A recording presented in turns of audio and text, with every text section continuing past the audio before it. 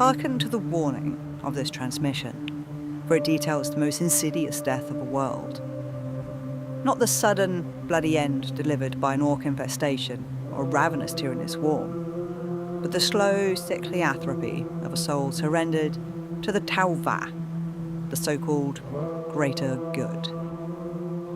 Imagine, if one dares, that you are able to elevate yourself to a higher position within our Imperium. You climb the ladder and navigate the political ties till you reach the pinnacle of your ambitions. You now have absolute control over everything the light of your local star touches. You are the planetary governor. The world you govern is a hive world on the eastern fringes, trapped between the nothingness of the Damocles Gulf, that vast, relatively empty interstellar void, and the majestic realm of distant Macragge within the Ultima Segmentum. You believe yourself a sovereign, forgetting that under the Golden Throne, there are no sovereigns, only servants. To you, the Imperial tithe is not a holy obligation to the Emperor, but a burden to be managed. Your enforcers deal with the food riots and the usual violent outbursts over air quality or the spatial restrictions, allowing the Arborites to suppress the starving populace. A grim necessity of a life in the Imperium, so terror always gets its due. However, one day, the dark vacuum of the Damocles Gulf births a singular blasphemous vessel, clearly not of Imperial design. You do not scramble the orbital batteries in a show of righteous Imperial fury. Instead, you exercise the most baseline of human reactions that even the Primarchs themselves were tempted by. Curiosity. And with that, the Xenos filth are invited inside the gates. These Tau ambassadors are treated as if they were equals, allowed to speak of such things as trade and logistics within the hallowed confines of your own office. The alien stands before you, tall, gaunt, their skin the colour of a bruised twilight, and they offer you trinkets, atmospheric scrubbers and water purifiers, all then exchanged for a mere 5% increase in productivity for them to ship off-world. A pittance to the eyes of a governor who has forgotten that the Emperor demands everything. It is the masterstroke of the Tau duplicity. They do not attack with pulse rifles. They attack with the promise of comfort. You yourself, wishing to pacify the lower hives and bolster your own stagnant popularity, accept, making the fatal error of believing this disgusting creature's promise, naively reasoning the trade was for labour, but in truth it was for you and your subjects' very way of thinking. Once the first link in the chain is forged, the rest of the shackle follows with nauseating speed.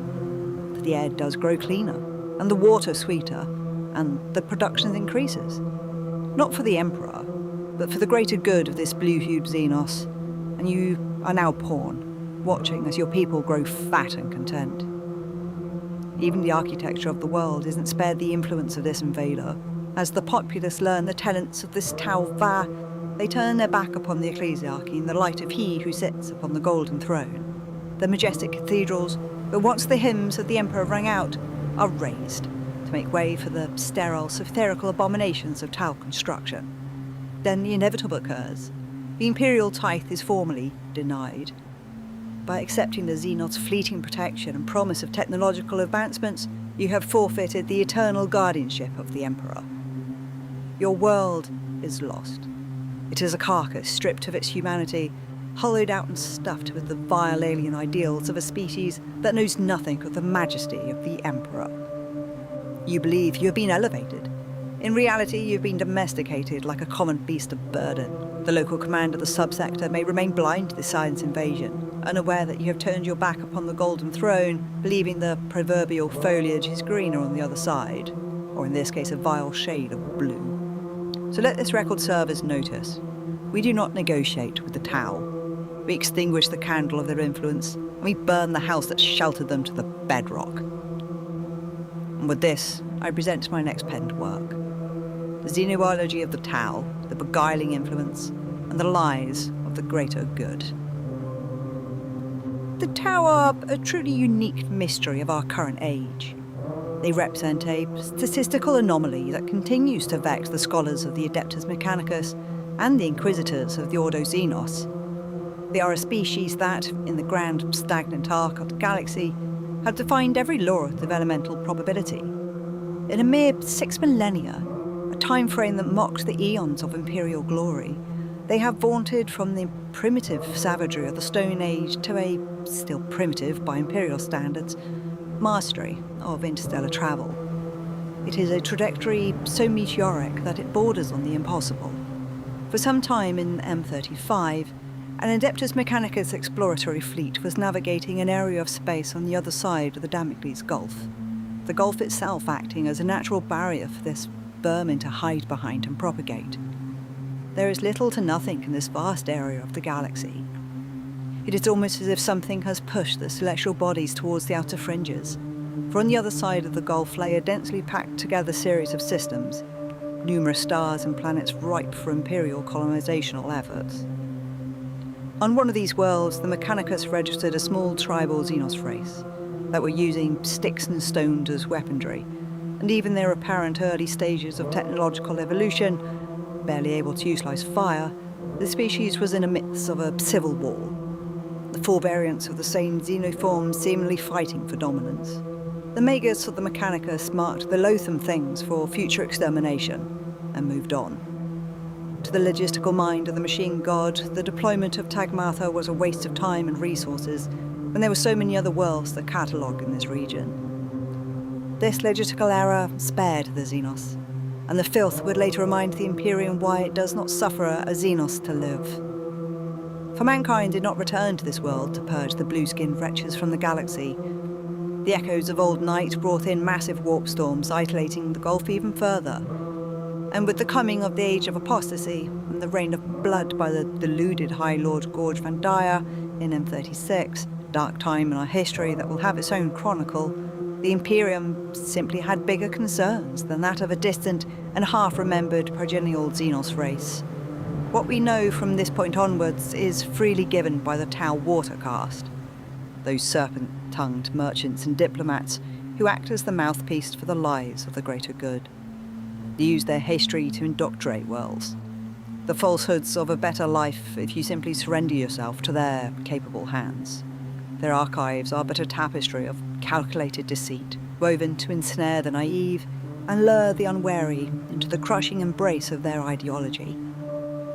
In their own curated mythos, they describe a world of 4 distinct biological variants, a system that reeks of artificial selection and profane manipulation rather than the honest, slow grind of evolution. Yet they speak as if their course was true, not one dictated to by higher powers.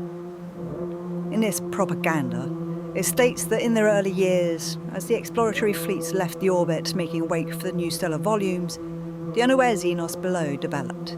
They speak of the warring plain dwellers, the mountain gliders and the ocean merchants, and the desert-dwelling artificers. Then began the heresy of their advancement. In a duration so brief as to be an affront to the holy, stagnant pace of the cosmos itself, they clawed their way from the primitive mud to the forbidden heights of metallurgy and gunpowder. It was an unnatural acceleration, a theft of progress that defied the natural order. Their population bloated like a corpse in a humid tomb, expanding at a rate that their savage tribal social structures were never meant to contain, being robbed of a trial and error period that defines how a culture adapts to new developments. The entire planet soon collapsed into a civil war. This inevitable consequence is called the Mont'au, the Time of Terror. This was no mere tribal strife. It was a world-spanning apocalypse. As the plains and mountain dwellers coalesced into a singular alliance, they fell upon the ocean and desert dwellers with a genocidal fervour. They waged a war of total extinction, grinding their own fledgling cities to dust and sowing their fields with the bones of their kin. They seemed to be doing the Emperor's work, doing what the explorator fleets failed to do and succumbed to total self-annihilation. A race destined to return to the silence of the abyss from whence they came. However, as one has hopefully realised by now, the galaxy is not so kind. By their own, no doubt dramatised version of history, they tell of a story of a world drowning in its own gore. Their world being turned into a carnal house where primitive tribes tore at the throats of their own species. Nowhere was this desperation more palpable than at the walls of the desert subspecies. In a fortress city under siege, whose name I will not even attempt to debase myself with in pronouncing, the very stone seemed to weep with the blood of its defenders.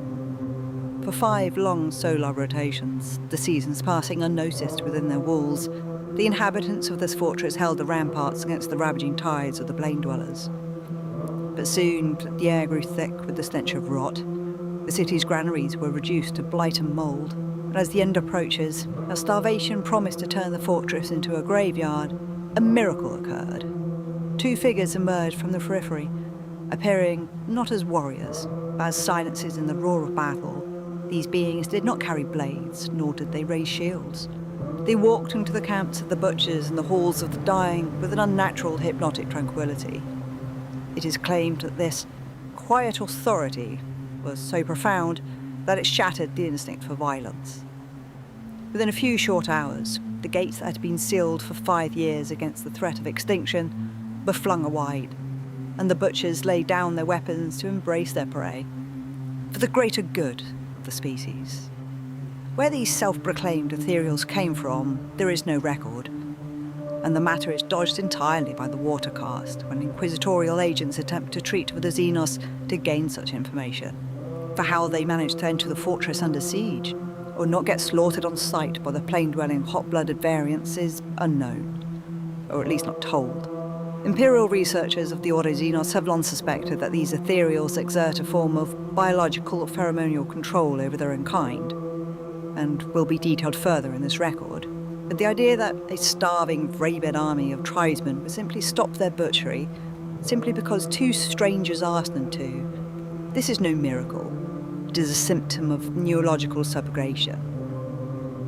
But from this invisible hand of clearly higher power, the Tau were compelled to bring peace. And thus was born the Tau Va, a blasphemous dogma, more infectious than the fungal spread of the green tides. It was a peace forged in the shadow of total annihilation, a philosophy that suggests individual liberty is a disease to be cured by absolute, ethereal mandated order. They claim it is a message of harmony, but we, the servants of the throne and rightful masters of the stars under his leadership, know it is the first link of a shackle of servitude. From the smouldering ashes of this fortress, the infection began to spread. Not by blade or by anger, by the subtle whispers of the greater good. These Ethereals dispatched their agents like a contagion. The mountain dwellers now serving as the swift vectors of this new orthodoxy descended upon every isolated fortress in disparate wall camp, while the ocean variants of the species, those merchants of deceit, traded not in raw resources, but in the seductive, corrosive philosophy of the Tau Va. They did not conquer, they indoctrinated. Wherever an Ethereal manifested, the internal wars of the Tau clan ceased. It was an unnatural quiet, a psychic stillness that no warrior of the plains or defender of the spires could resist. Under the Ethereals' guidance, the Tau were no longer individuals vying for survival, but components of a single, unified species. The subsequent formalization of their society into the 4 rigid castes, based on their subspecies variants, the fire, air, water and earth castes, was the final lock in their cage.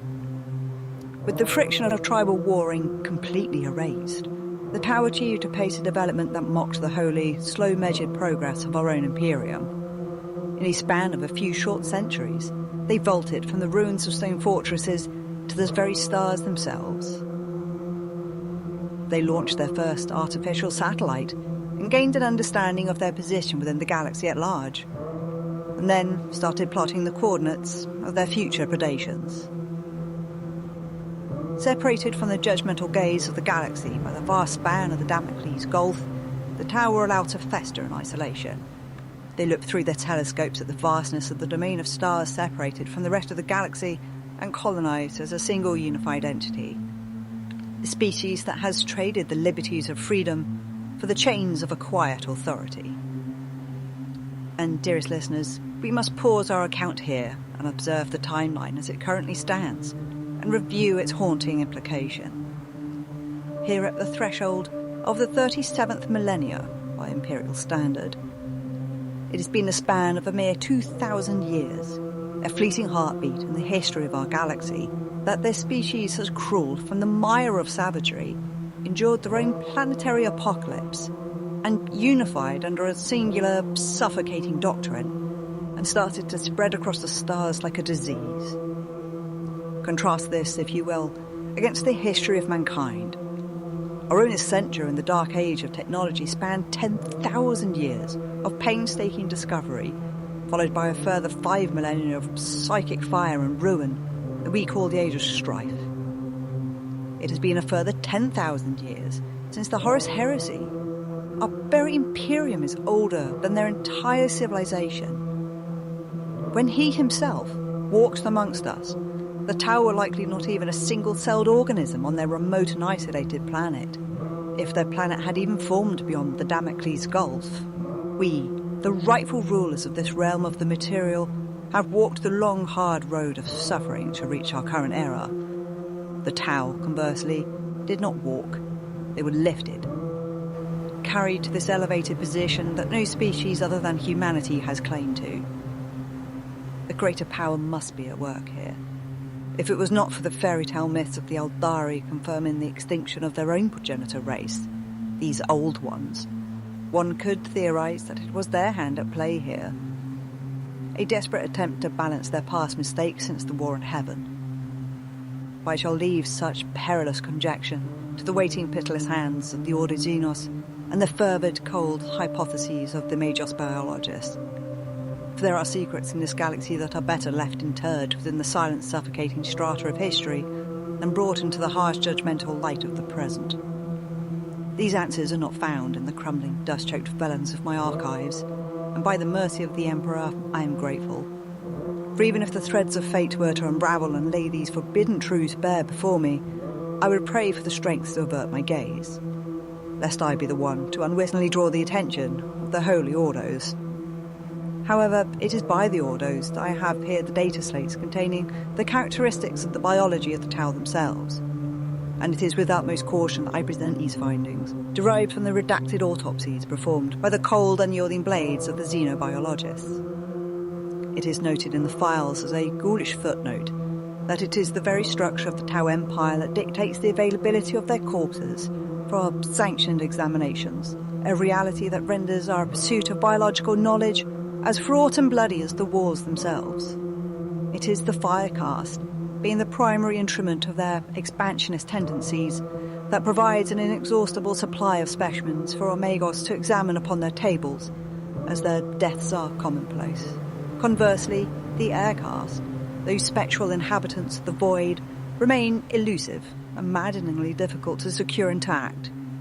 Their existence is tied to the frigid silence of deep space. When our glorious Navus Imperialis succeed in shattering their star-spanning vessels, the resulting decompression and exposure to the absolute zero of the vacuum leaves their remains so catastrophically ice-damaged and fragmented that they are often little more than biological refuse, entirely unsuitable for the scrutiny of the Shogun's blade. Rarer still, and perhaps the most cloistered of all, are the Earth Caste. Those drudges of the Manufactorum operate deep within the fortified, impenetrable heart of the Tau rear lines, where the proximity to the front is non-existent, and their extraction is a logistical nightmare that rarely yields a subject fresh enough for analysis. It is perhaps a testament of the parasitic nature of the Water Caste that they are, in fact, most readily acquired of all the variants. Though they are rarely harvested through the honourable engagement of battle, it is a simple matter for the Inquisition to pose as a trade envoy, luring these smooth-tongued bureaucrats into a position where they can be secured while still drawing breath. Thus, we possess life subjects whose expressive features and calculating, deceptive minds can be probed, dissected, and ultimately broken in the name of the Emperor, allowing us to catalogue the biological quirks of their subspecies while they yet are capable of feeling the weight of their own hubris. Although many of the records concerning these investigations are heavily censored and surprisingly out of date, with some of these records being hundreds of years old, I am able to provide the following insight into the distinct biological quirks of these castes, as derived from the salvaged remnants of those Xenos who have fallen into our hands. It is noted their very existence is inextricably linked to their rigid caste-based stratification, and this suggests a history of forced evolutionary divergence rather than the slow natural passage of time. They are a species that have manifested in a cruel parody of the human form, possessing 4-digit hands and hoofed feet. Their leathery grey-blue hide excludes no moisture and shields them from the harsh realities of their world. Their faces, flat and dominated by a odd eye-shaped slit that replaces the olfactory functions of a nose, and the species possessed a visual spectrum that stretches into the ultraviolet and infrared, though it is undermined by the pupils' failure to dilate, rendering them pitifully sluggish in low-light conditions. This has been rectified with the use of their technology and the use of their drones to help them with this visual impairment.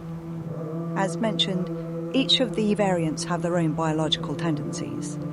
The Fire Caste stand as the grim sharpshooters of the Tau Empire across the theatre of planetary conquest. They are a breed apart from their kin, possessing a broad stature and a visceral high-density muscle groupings that mark them as the apex predator of their own kind, an evolutionary legacy hewn from the harsh, unforgiving plains of the Tau homeworld, where their ancestors stalked the wilderness as pneumatic, relentless hunters, long before the Ethereals arrived to shackle their savagery to the service of the greater good.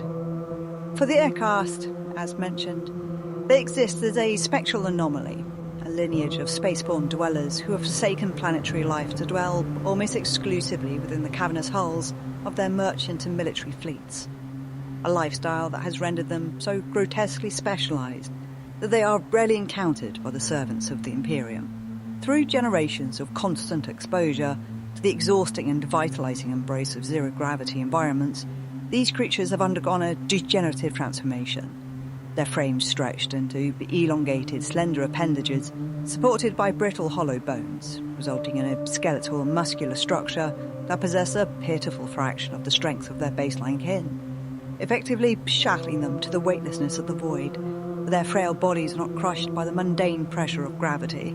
The records, fragmentary and suspect as they are, show that during the savage age of the so-called Time of Terror, these beings once possessed functional, membranous wings that allowed them to glide upon the thermal currents of their homeworld, a capacity now reduced to nothing more than a haunting bestial remnants that serve as a testament to their lost heritage.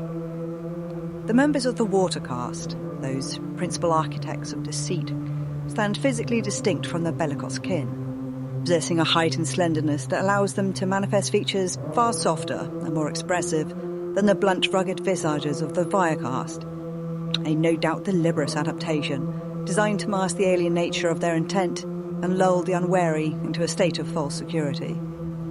They serve as the bureaucratic glue and the poisonous diplomatic tongue of the Tau Empire, operating as the merchants of a corrupt philosophy, manoeuvring through the complex social strata of their own society to ensure that the machine of the greater good grinds onwards without friction, while simultaneously embedding themselves within foreign populations to manipulate them towards assimilation. Any servant of the Imperium foolish enough to treat with these foul things must walk the caution of a soul navigating the warp, for they are masters of mimicry, aggressively adapting to our own mannerisms and habits, and linguistic subtleties like a predator wearing the skin of its prey, all to worm their way into our vulnerabilities and slowly whisper the deceptive nature of the greater good into any senseless enough to listen to these lies in the first place. Lastly, there's the Earth Caste, who serve as the stoic, unrelenting foundation of the Tau's collective, comprising of individuals whose physical forms are markedly stouter and more robust than the baseline Tau's uniform, their hands permanently hardened and calloused by the endless grueling toil required to sustain a sterile civilization. They are creatures of absolute suffocating pragmatism, possessing a worldview so rigidly anchored in the tangible, though their speech manifests as a maddeningly literal, monotone drone, utterly lacking the linguistic flourishes or emotional candours that might distinguish a sentient being from a simple cog or a tool.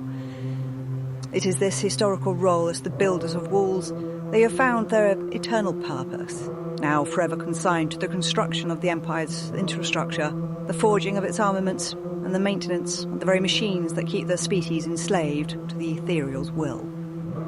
Of these Ethereals themselves, very, very little is known, or at least made available to those outside certain inquisitional circles. Here I have nothing but theories and superstition, but given the possibilities of any of these being true, and what it can mean for us as a species, I will dictate the following to Imperial record. For the singular diamond-shaped organ embedded within the forehead, a structural aberration that defies all conventional understanding of Xenos biology, and not found in any other subvariants of their kind, held within their own encrypted data slates, the autopsy reports for this unnatural ridge upon the creature's brow suggest a design that nature would never have permitted. This carapace, which serves as the centerpiece of their cranial architecture, contains reservoirs of ultra-dense chemical fluids that exhale a overpowering chemical scent. Anatomical dissections reveal that this ridge is indirectly linked to the rear ganglia and the cerebral lobe, creating a neural pathway that appears designed to broadcast biochemical signals directly into the processing centers of the brain. What truly marks them as the other, as if their anatomy and blue hide weren't enough, is the near absence of a presence within the materium. The orbit has the faintest of flickers in the great ocean, casting no shadow for the demonic to latch onto, and forever barred from the psychic currents that both bless and damn the soul of mankind. To the witch sight of the psyche, they are not the raging pyres of human emotion, but rather fleeting cold wisps of a suggestion, a trait that makes them immune to the development of psychic powers. Thus they are lacking the capacity to breach the veil of the warp. The vessels are chained to sublight or short skips, blindly skimming across the realm of the immaterial in a desperate hope that they make it across to the other side. This has forced them to crawl across the galaxy at a pace that has stifled their expansion for centuries. When they do eventually make it to their destination, but the lives of the greater good are seen as default as they are, then they are not afraid to show their true colours and greed for conquest. In the theatre of war, they are creatures of distance and calculated patience, viewing the melee not as a test of honour, but as a failure of doctrine. This has led them to rely heavily upon the other xenoforms they have enlightened with their dogma to fight their close combat battles for them. Creatures such as the Kroot or the Vespids, and I am ashamed to say the human Auxiliaries that have turned their back from his light and forsaken their souls to damnation. All while the Tower themselves cower behind high walls and bunkers, utilising the unparalleled precision of their railguns and plasma technology to snipe the foes from afar.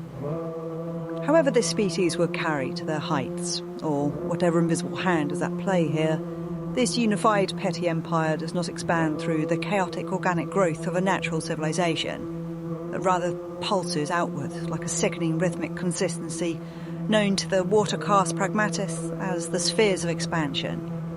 So far there has been 5 distinct waves of annexation that have poisoned the Era Indomitus with their unwelcomed presence. These military crusades are a vile tapestry of tactical contradictions, wherein the Tau oscillate between the deceptive velvet glove of diplomatic seduction, parading the glittering sterile fruits of their technological progress to beguile the weak-willed, and the crushing iron fist of total conquest, when such manifest demonstrations of utility fail to break the resolve of a system's defenders. When they do encounter other races, they inevitably commit the error of arrogance, attempting to reason with the other lesser vermin that infect our Imperium. For the Tau cannot comprehend that there are forces in this galaxy such as the Orc or the Tyranids or the ruinous powers themselves. Such forces that exist beyond the reach of diplomacy and will consume them entirely while they are still drafting their terms of servitude.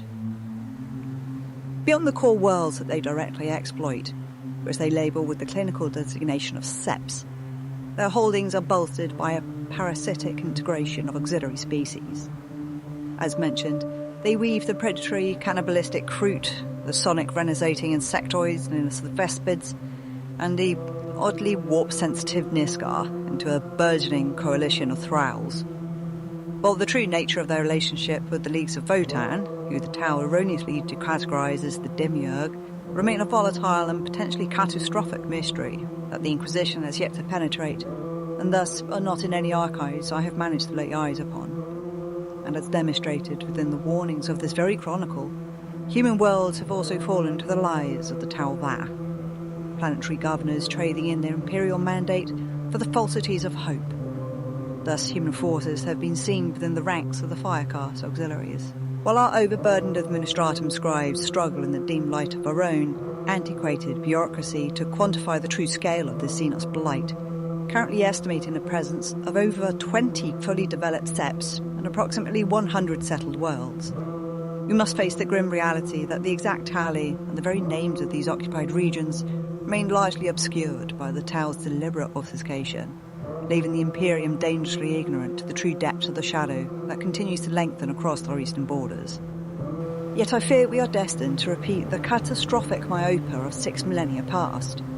For even now we are prepared to dismiss this petty would-be empire as a mere nuisance, unworthy of our focused imperial wrath, while the galaxy burns around us. We remain tragically blind to the burgeoning infection, our attention rightfully fractured by the bleeding jagged wound of the cicatrix maledictum, where the warp-spawned filth of the chaos spills forth to unmake reality. While the ancient metallic nightmares of the Necrons stir from their ancient slumbers across the length and breadth of our stars, and the biological horrors of the tyrannid hive fleets weaving their strangling, ravenous tendrils ever tighter across the throats of our dying civilization. We are chained to these relentless existential complications, leaving us no respite to purge the creeping malignancy of the Tau's expansionist fears.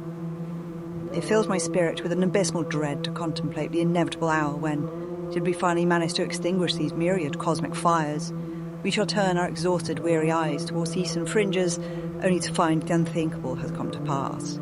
That even the hallowed realm of Ultramar itself, the very bastion of our proudest legacy, has been quietly seduced, hollowed out and claimed by the suffocating, insidious promise of the greater good, transforming our greatest sanctuary into a jewel of their alien dominion.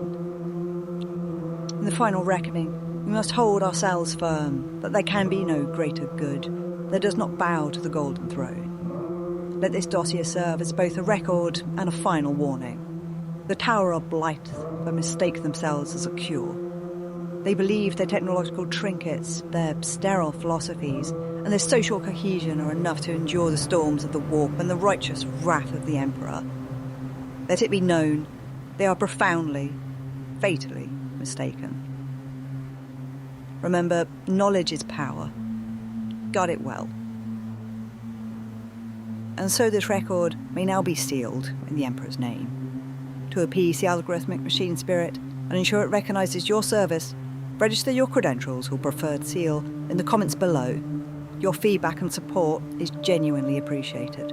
I would like to extend my never-ending gratitude to my patron subscribers, a sentence I never would have thought I would ever get to say. To join those most noble master scholars, visit patreon.com/Historitor Corbe Moore to keep this transmission array running and the sacred vellum fresh. Or you can join me on Twitter or TikTok @MoreCorvo. The links, as ever, are in the details below. But our work never ends. Your clearance has been extended to the next prioritised file appearing on your boxcast now. Proceed onwards, dearest listener, for our vigil continues. I shall join you in the next one.